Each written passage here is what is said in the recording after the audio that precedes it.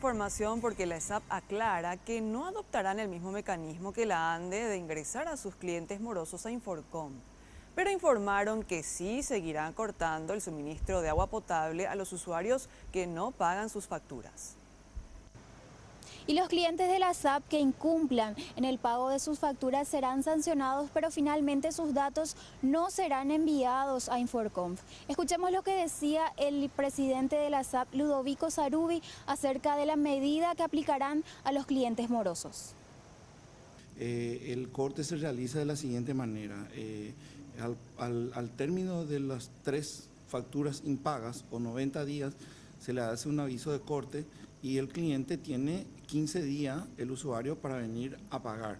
Si no lo hace esos 15 días, la ley nos faculta a retirar el medidor o a realizar el corte en 105 días.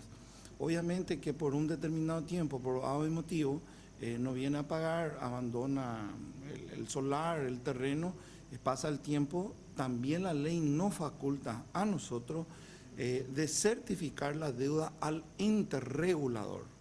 Y el ente regulador es el que certifica esta deuda, llevamos a los tribunales y ahí podemos embargar inclusive la propiedad para que ellos puedan abonar lo que corresponde por el uso del servicio. Y de acuerdo a lo indicado por el titular de la SAP, de los 350.000 usuarios que registran, el 10% está en mora. Con esta medida pretenden reducir estos índices de morosidad.